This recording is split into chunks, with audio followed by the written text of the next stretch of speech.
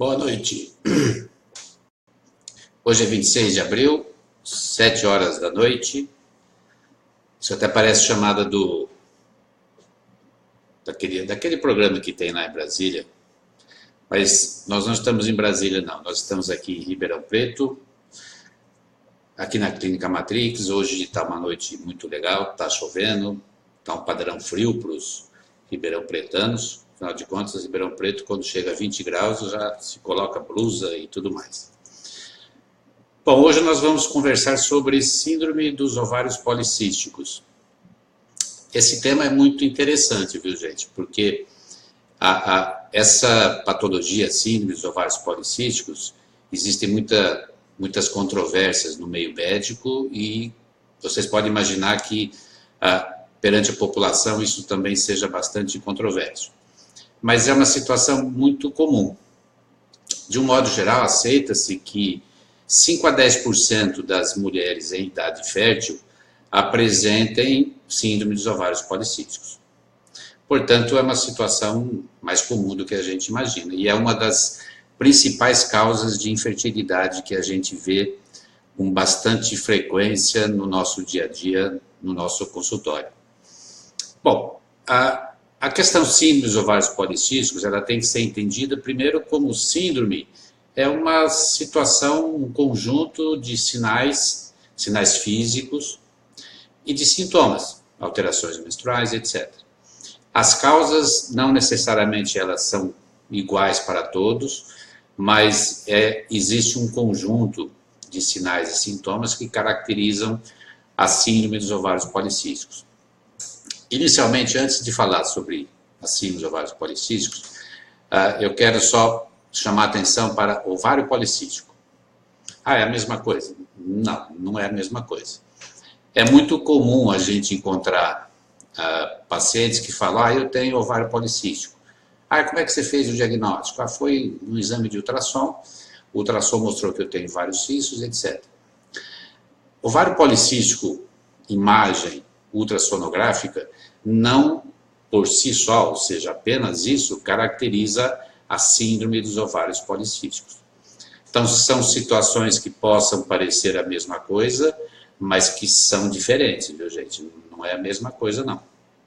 Na síndrome dos ovários policísticos, a gente precisa ter um conjunto de dados, um conjunto de sinais e de sintomas.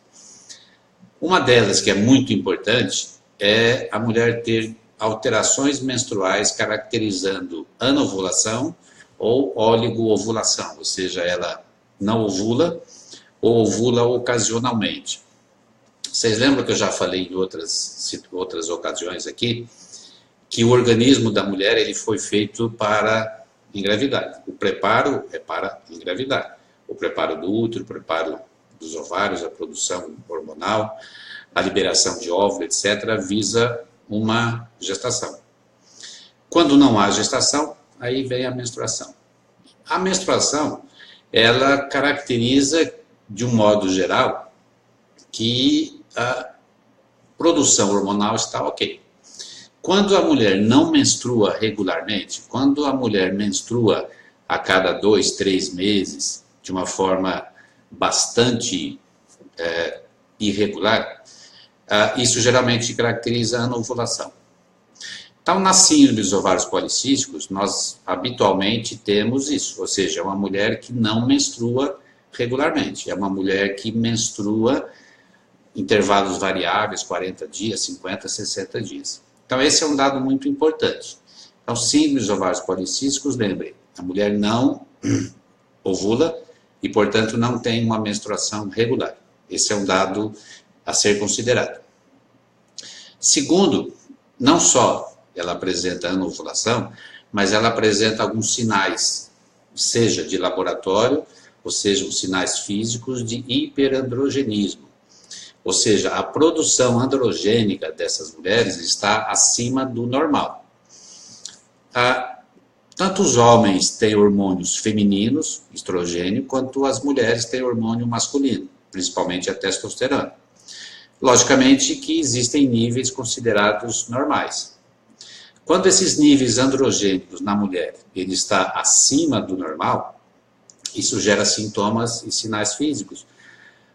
É o androgênio, o hormônio responsável pelo aparecimento e crescimento de pelos, barba, pelos no tórax, no abdômen, nas pernas, etc.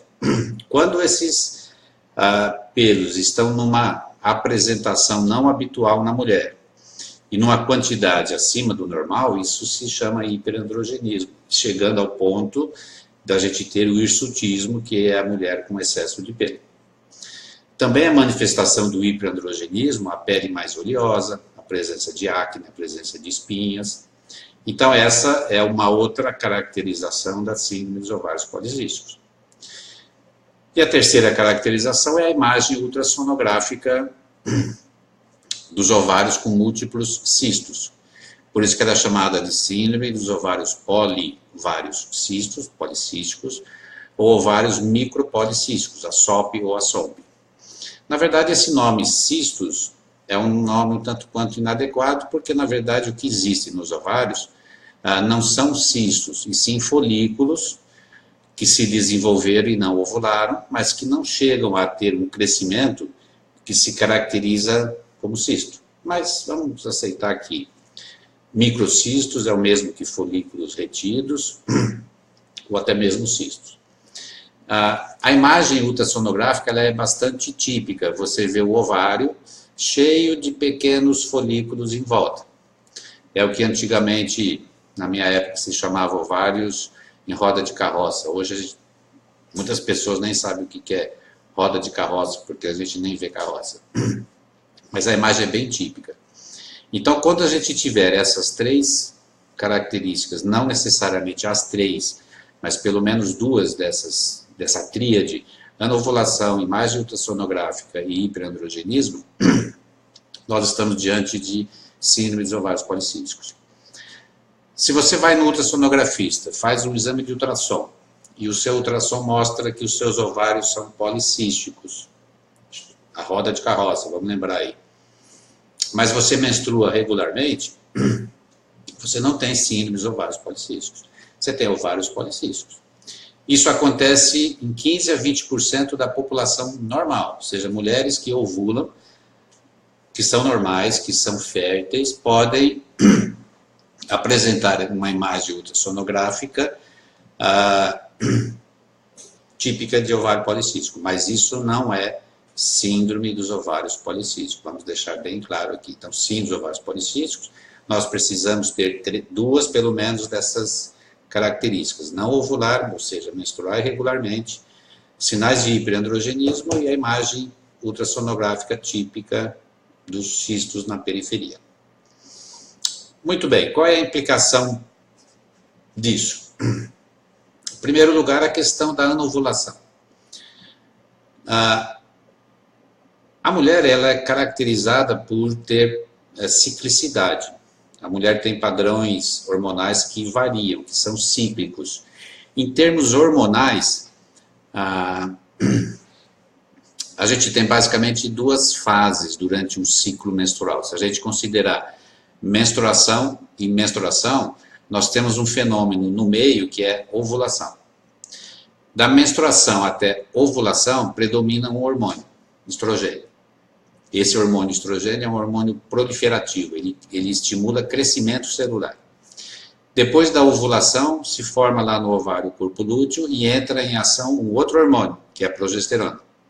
Então nós temos uma fase estrogênica e a seguir uma fase estrogênica e progesterônica. Esse hormônio progesterona, ele é um hormônio muito importante, porque ele tem uma série de efeitos, não só visando a gestação, mas também regulando o efeito proliferativo do estrogênio. Então ele manipula, ele tem um papel muito importante aí na questão da ação do estrogênio. Muito bem. Vamos imaginar uma mulher que não ovula.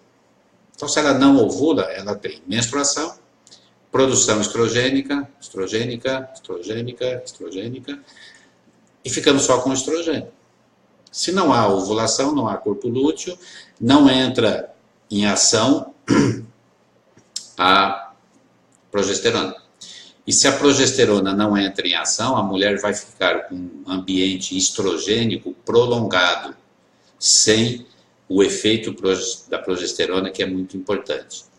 Então, não só a mulher que não ovula tem uma questão básica, que é não engravidar, se não há liberação de óvulo, não há como haver a gestação, mas também ela fica sob um ambiente estrogênico contínuo. Isso não é bom, gente. A gente ficar só sob estímulos proliferativos do estrogênio, isso traz uma série de consequências a longo prazo. Por isso que não só a questão do ovário policístico, ela é importante pensando na questão reprodutiva, mas também ela é importante pensando na questão hormonal, que vai ter consequências metabólicas a longo prazo. A síndrome dos ovários policísticos foi descrita há muito tempo atrás por Steiner et al. E o quadro típico era daquela mulher obesa, aquela mulher hirsuta, aquela mulher que não ovulava, que não engravidava e não menstruava. Hoje não necessariamente a gente precisa ter tudo isso, tá? As causas da síndrome dos ovários policísticos, elas são bastante variáveis. Existem uma série de questionamentos, uma série de dados relativos ao porquê que isso acontece. Mas o resultado final é a gente que não está ovulando. E, consequentemente, isso tem uma implicação pensando em gestação e pensando do ponto de vista metabólico. Bom, como é que a gente faz o diagnóstico? Bom, todas as vezes, repito, gente, isso eu já falei outras vezes, eu vou bater nessa tecla várias vezes, porque isso é uma questão muito importante. A mulher se prepara todos os meses para engravidar. Se não há gestação, há menstruação. Então, o primeiro dado importante que a gente tem que levar em consideração e já acender uma luzinha que alguma coisa não está legal, é se você não está menstruando regularmente. Então, se as suas menstruações elas vêm de forma irregular, se você menstrua a cada 2, 3 meses, muito provavelmente alguma coisa está errada. Você deve ter que investigar em uma das causas, pode ser, sem sombra de dúvida, a questão do ovário policístico. Adriana, Adriana, você está bem? Tudo bem, Adriana? E o Fernando? Tudo jóia? E os meninos? Um abração, um beijão para você. Quando vier Ribeirão, vem aqui, tá? Estamos com saudade. Então, a primeira coisa que você deve suspeitar que alguma coisa não está legal é a questão da menstruação. Então, se você tem menstruações irregulares, se você não ovula, procure o seu médico. Lógico que síndrome dos ovários policísticos não é a única causa de anovulação, mas, sem sombra de dúvida, é uma das coisas que, com toda certeza, o seu médico vai considerar e vai procurar saber se realmente você tem síndrome dos ovários policísticos ou não. Quando a gente pensa naquela questão que eu falei anteriormente, da parte estrogênica, lembrar que o estrogênio, repito, ele é proliferativo, ele é estimulador. A mulher com síndrome dos ovários policísticos, ela tem que se tratar. Nós já vamos ver quais são as alternativas de tratamento. Porque se ela mantiver esse ambiente hiperestrogênico prolongado, ela corre mais riscos. Porque hoje a gente considera a síndrome dos ovários policísticos como sendo uma síndrome plurimetabólica. Ou seja, existem, concomitante à questão anovulação, outras alterações metabólicas. Por isso que a mulher com síndrome dos ovários policísticos deve estar atenta a outras situações, como diabetes. Então, diabetes tipo 2, ela pode acontecer com mais frequência na síndrome dos ovários micropolicísticos. Oi, Gildo, boa noite. Tudo bem? Não só a diabetes, mas hipertensão. Então, pressão alta também é algo que a mulher com síndrome dos ovários policísticos deve se preocupar. Não só as mulheres que são obesas, como também as mulheres que têm um índice de massa corporal dentro do normal, elas estão mais sujeitas a ter hipertensão. Alterações lipídicas, alterações nos níveis de colesterol, principalmente os triglicerídeos, podem estar elevados e, consequentemente a isso, a mulher com síndrome ovários policísticos que não se trata, elas têm mais riscos de doenças cardiovasculares no futuro. Então vejam que não é uma questão apenas de estética, a mulher ter hiperandrogenismo, não é só uma questão de infertilidade, dela não engravidar, mas também é uma questão de saúde. Então lembre, repito, se você não menstrua regularmente, procure o seu médico para investigar. Como eu falei, o hiperestrogenismo, o estrogênio, ele é um hormônio proliferativo. Então também a mulher com síndrome ovários policísticos, ela, se não for cuidada, bem cuidada e regularizada os seus níveis hormonais, ela corre mais riscos de câncer, CA de mama, CA de endométrio principalmente. Então, é uma situação, vamos dizer assim, até mesmo de saúde pública, a síndrome dos ovários policísticos.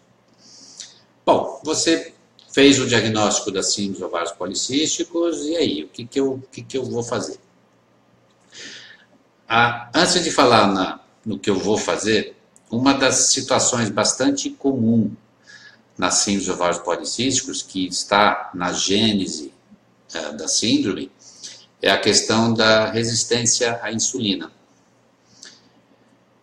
A resistência da insulina se cogitou há mais ou menos 20 anos atrás, porque a gente não sabia exatamente o que acontecia com os ovários, mas a questão insulina é algo muito importante. O que seria essa resistência à insulina? Bom, vamos lembrar que a insulina é um hormônio produzido pelo pâncreas, pelas células beta do pâncreas, e basicamente essa insulina ela tem a função de colocar a glicose circulante para dentro das células. Vocês sabem que a glicose é a fonte energética das células. Então vamos dizer assim, ela coloca esse combustível na célula para ser queimado. É isso que a insulina faz. Quando a pessoa tem deficiência de insulina, ela tem a diabetes, os seus níveis glicêmicos aumentam. Vamos imaginar uma seguinte situação hipotética, que eu falo para os meus pacientes para a gente poder entender o que é essa resistência à insulina. Uma pessoa normal, ela tem um nível de glicemia de 80, ela tem um nível de insulina de 7. Só para a gente, 8, vamos falar 8, tá? Para ficar legal. 80 e 8. Uma pessoa com resistência à insulina, ela tem um nível glicêmico de 80, tem um nível de insulina de 10. Tudo bem. A pessoa normal, ela vai tomar um suco de laranja, ela vai almoçar. O que acontece inicialmente é, assim que ela toma o suco de laranja, esses níveis, os níveis de glicemia, os níveis de glicose, a glicemia, ela começa a aumentar, 80, 82, 85. Aí entra em ação a insulina. A insulina fala, opa, não, a glicose não pode aumentar tanto assim não. Aí o pâncreas começa a aumentar a produção de insulina. Na pessoa normal, essa insulina vai de 8 a 10, 11, e esse aumento é suficiente para manter os níveis de glicose lá próximo dos 80. Então os níveis de glicose aumentaram um pouco, mas logo depois a insulina entrou em ação, aumentou um pouquinho, de 8 para 10, 12, e manteve os níveis glicêmicos dentro do normal. Já a mulher que tem resistência à insulina, ela tem lá seus níveis de glicose de 80, níveis de insulina de 10, ela toma um suco de laranja. Os níveis glicêmicos dela começam a aumentar, 80, 85, 86, entra em ação a insulina, esses níveis de glicose voltam aos 80. Então, do ponto de vista glicêmico, a mulher com resistência à insulina, ela se comporta igual a mulher normal. Só que se você for olhar os níveis de insulina, de 10 ela foi para 12, 15, 20, 30, foi lá em cima, gente. Ou seja, ela precisa de produzir uma quantidade muito alta de insulina para poder manter os níveis glicêmicos dentro do normal. Então o aumento foi muito grande, o aumento foi exagerado. E é esse excesso de insulina que vai ficar circulante que tem esses outros efeitos periféricos. A mulher com resistência à insulina, ela apresenta níveis de insulina alto, de tal modo que essa insulina vai lá no ovário e ela atua também no ovário via receptor de androgênio, fazendo com que a produção de androgênios dos ovários seja aumentada, além de outros efeitos. Portanto, a questão básica na resistência à insulina é você ter níveis altos de insulina para poder manter os seus níveis normais, mas esse excesso de insulina que fica circulante faz mal. Então, a questão também, resistência à insulina é uma dos dados que devem ser investigados. Muito bem. Você foi no médico, você fez o diagnóstico da síndrome dos ovários policísticos, e aí, o que você vai fazer? O que eu posso fazer com o meu diagnóstico? Primeiro, eu quero deixar mais uma vez claro, faça alguma coisa, tá? Se você tem síndrome dos ovários policísticos, você menstrua a cada 3, 4 meses, legal, eu estou bem, eu não sou obesa, eu não tenho uma pele assim tão oleosa, não tenho nada, então tá legal, eu até não estou menstruando, eu estou feliz. O básico do tratamento, primeiro, do ponto de vista hormonal, é você regularizar essa situação. Relembrando, a mulher com síndrome dos ovários policísticos produz estrogênio, não ovula, não tem progesterona. Então, o que você pode fazer? Dá progesterona. Pronto. Então, você faz um esquema tal que a mulher utilize progesterona simulando um ciclo menstrual normal. Então, ela menstrua, depois de 2 semanas estaria ovulando, você entra com uma reposição de progesterona por 14, 15 dias, ela vai menstruar por deprivação, no mês seguinte você faz a mesma coisa. Então, uma alternativa simples é você imitar o que acontece naturalmente, ou seja, dar progesterona. Você imagine uma menina adolescente com esses sintomas, e ela tem que fazer as continhas de quando é que ela tem que começar a tomar progesterona. Existe um risco dela esquecer. Então, uma outra alternativa é você repor estrogênio e progesterona continuamente, que são os anticoncepcionais. Lógico, os anticoncepcionais não têm progesterona, eles têm progestogênios, mas são substâncias que têm ação semelhante à progesterona. Então, uma alternativa simples, fácil, prática, muito utilizada, é você utilizar o anticoncepcional de uma forma como se utiliza para a prevenção de gestação. Os anticoncepcionais, eles vão conter estrogênio, a maioria deles tem o etinilestradiol, existem atualmente anticoncepcionais com o estradiol, que é o hormônio natural, e um progestogênio. Existe um efeito adicional benéfico, não só do ponto de vista hormonal, mas do ponto de vista clínico. Os anticoncepcionais, por eles conterem esse progestogênio, os progestogênios eles vão melhorar os efeitos clínicos do hiperandrogenismo. Existem progestogênios que eles são perfeitos antagonistas dos androgênios, principalmente a testosterona.